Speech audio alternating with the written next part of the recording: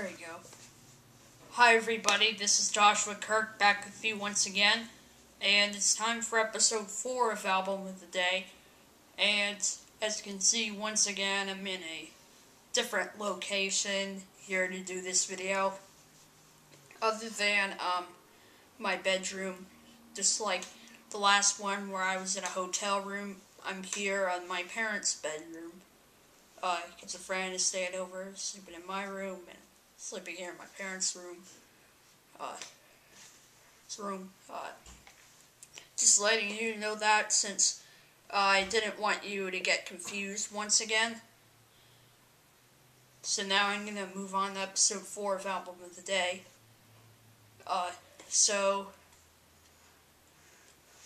The day. Which, for this review, I'm gonna be talking about a band, I'm gonna be talking about kind of an indie pop / alternative kind of band. A trio consisting of Ben Thornewill on vocals and piano, Tommy Siegel on vocals and guitar, and Kristin on drums. I think you're probably from Brooklyn, New York. Originally from DC. I think now they live in Brooklyn right now. The band name is Jukebox the Ghost. They've been around since about 2000. Excuse me. They've been around since about 2003 with their original band name. Then they took a break, and back in 2006 they came back together and came up with a different band name. So they came up with Jukebox the Ghost. That was like inspired by some kind of novel with a Captain Beefheart lyric. So I'm here to review their third album and their best album so far. Their latest album, entitled Safe Travels. So I have the CD here. I just wanted to review this. For the next episode, I couldn't help it, I had to, because this is a good album. I've listened to this album, like, many times this summer. I am, like, so addicted to it. So I've heard it, like, 10 or 15 times in my life. It's literally that good. I've listened to it, like, all summer as, like, my summer soundtrack. And I'm still definitely going to keep listening to it in the fall of 2012 and in 2013 for the next couple of years or so. But anyway, here's the cover. Really awesome cover on this. Very abstract idea here with this cover, which I really like. With all its colors on it. Sort of a paint splash look.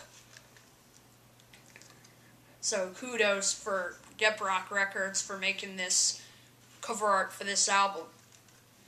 There's the spine, and then there's the back of the album.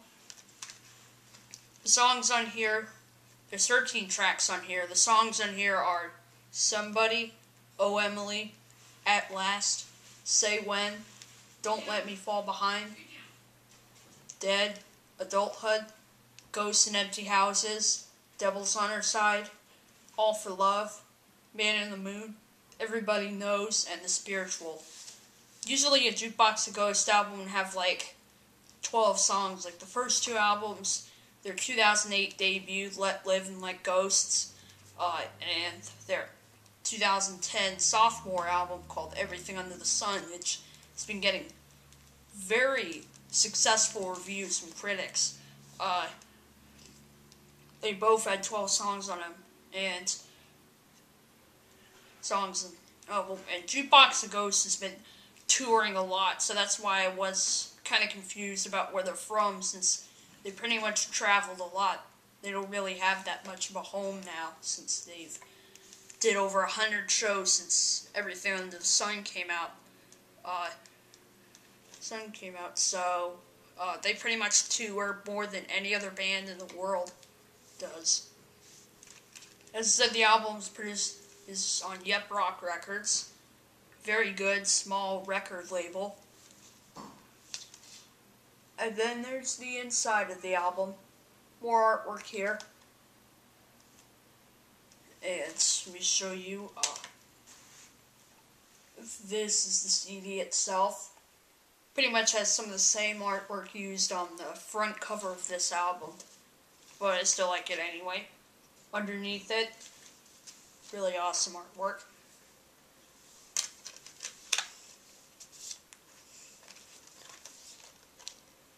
Just trying to show you all the artwork. Don't want to forget any artwork on here or anything like that. There's the booklet, back of it. Got lyrics for all these tracks, because you know you gotta have the lyrics in there.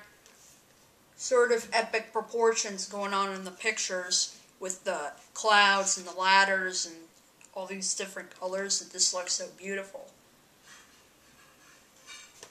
Yeah, it's as beautiful as the album itself, so I feel like the artwork on this kind of matches the diversity in the music in this album. Here's the credits. And this is the same artwork that was on the third page with the lyrics for the last 4 songs on the album.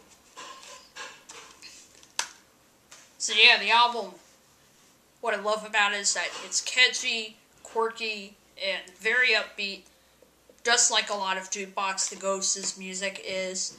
Kind of like Coldplay, but not as atmospheric or not as mainstream as Coldplay, since their influences, since Jukebox the Ghost kind of influences a lot of old artists like the Beatles, Elton John, Billy Joel, stuff like that. Since they're kind of a piano pop kind of group, as Ben Thornewill says. The opening track is the first single, Somebody, which perfect way to open the album. It's kind of a catchy, kind of a radio-friendly kind of track. The band recently did a new music video for it a couple months ago. We'd seen the video, it's pretty good. Basically, people dancing on the boardwalk, and then there's all the band members in the front. Too bad Ben doesn't have a piano or a keyboard or anything in the video, but still a great song, still a great video. The best song on the album, I've decided, in my opinion, is the second single, and the second song on the album, Oh Emily. Pretty much Ben does a lot of the compositions on a Jukebox the Ghost album. Usually he'll do like 7 or 8 kind of compositions. 6, 7, or 8 compositions. Like, on this album he does 8 songs. On the first album he did 6 songs, while Tommy did the other half. And then he sang 4 songs on Everything Under the Sun. 8 songs on that same number on here. And Tommy sang 4 of the tracks on that were Tommy's compositions. There are 5 songs in here that are Tommy Siegel compositions, and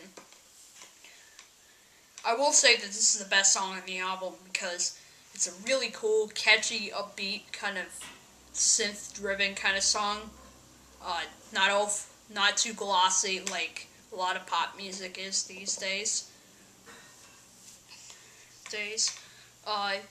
And it's sort of like an attempt at an upbeat kind of breakup song. At Last is a great song, in my opinion. It starts out with this very simple piano line from Ben Thornewill, and this really crisp, clear voice that he has, which sounds very cool, kind of harkens back to like Elton John or something like that. Then it builds up, there's a string section in the background, as well as some strong percussion too. And they even brought out a guitar solo from Tommy that sounds awesome.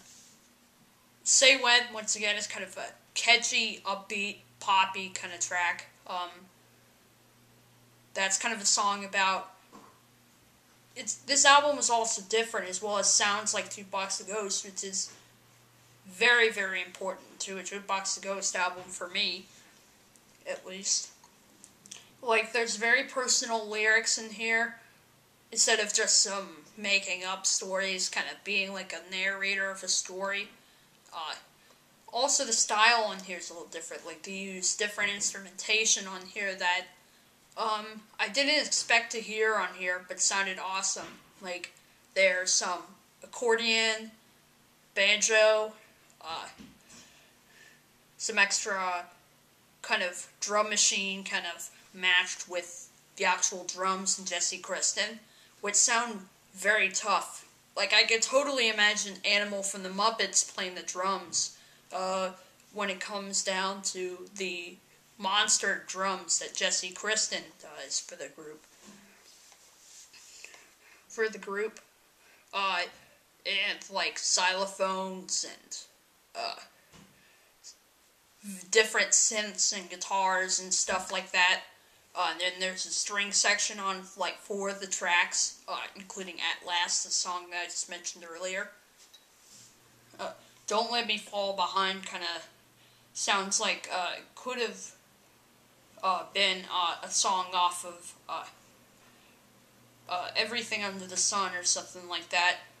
Especially because of the build-up, because the build-up on this track kind of sounds like the build-up that was on the song Summer Sun off of Everything Under the Sun. It's one of my favorite Jukebox the Ghost tracks, in my opinion. Kind of has a crazy kind of Beatles influence going on with it.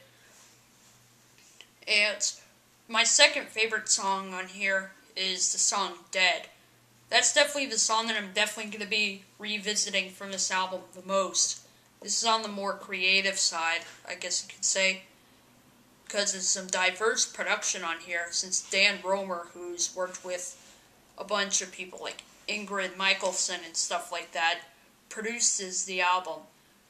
And I think that's where the band kind of shows their creativity on this album.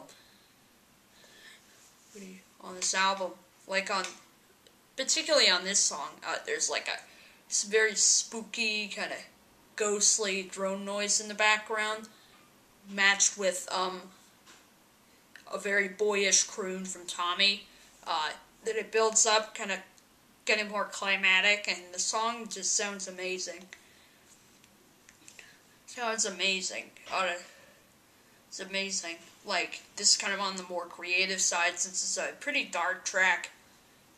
Because this album is kind of dark, as well as it sounding creative. Adulthood is kind of a catchy kind of song that's kind of depressing lyrically, but it still has the catchy beat going on in here that just makes you want to dance around joyously. I think so is the key to a lot of songs, particularly the catchy tracks from Jukebox the Ghost, is that most of the songs have like pretty dark lyrics, but still have a catchy, upbeat melody that make you just feel joyful. That's just how I feel about their music, especially on the very fast and upbeat tracks that they do. Sorry I'm saying that word a lot in this video, but that's just one of the words that I like to describe their music as. Ghosts and Empty Houses is a song that Tommy Siegel wrote in 2008, performed it live a little bit in 2009. Not sure they perform it live anymore or not, but it is on this album. I kind of see why they waited till 2012 for this album and didn't put it on the last album, because it just wouldn't fit there, since this album is kind of quirky and kind of more creative than the last one was. Next songs are 2 songs sort of go together that are like Ben's favorite tracks on here.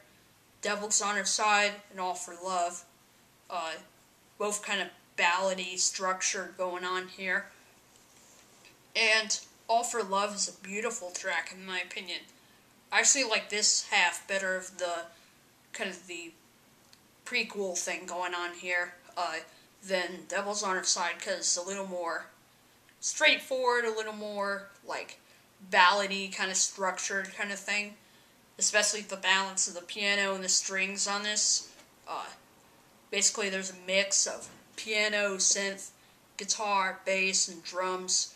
Underneath it all is basically some instrumentation that Jukebox would never think of using live, although they did a show at Bowery Ballroom this summer on June 22nd where they had a string section playing with them, on some songs in the album, including the two I just mentioned.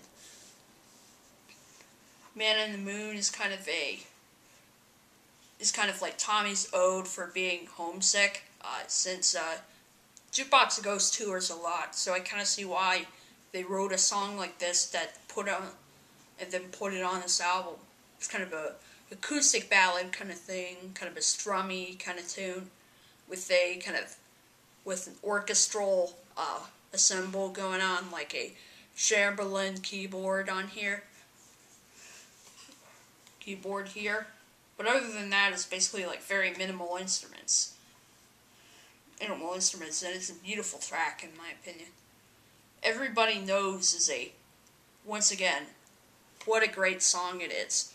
Very powerful, kind of sounds like it could have been a song inspired by Queen, kind of like At Last.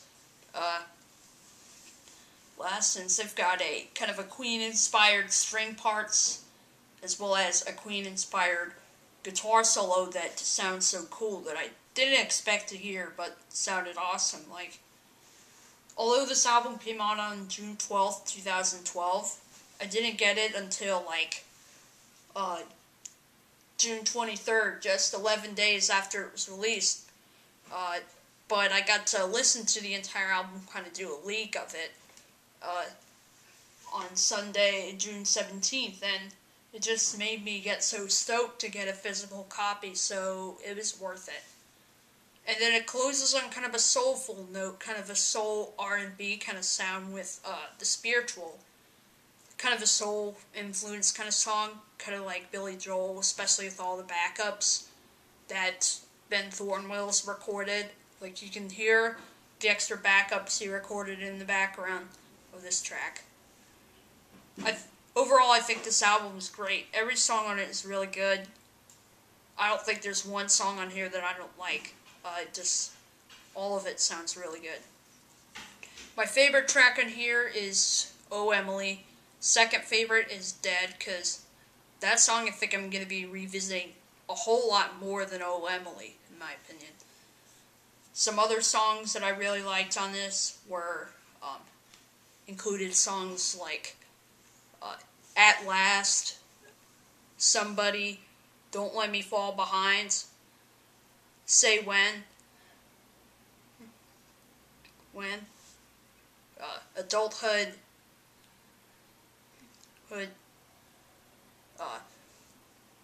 All for Love, and Everybody Knows. Those are probably my favorite songs on the album by far right now. I'm going to give this album a 9 out of 10. It's really that good. Like, even if you've never heard of this band, I highly recommend you check it out, because you're going to fall in love with this band right after you hear this album. No matter if you've never heard of them until now, or if you've been a fan since Let Live and Let Go came out, or if you've been a fan since Everything Under the Sun came out. Like, I heard of the band before a few years ago, but never really got to get so addicted to them until Daddy introduced me to Everything Under the Sun when we got a copy off of Amazon. We did the same thing here with this album. So that's going to wrap it up for this episode of Album of the Day. Stay tuned for episode 5 and another video. Some more videos will be coming soon, but I'm sort of doing a lot of Album of the Day episodes because that's currently what I'm doing right now. So stay tuned for episode 5. But anyways, bye everybody.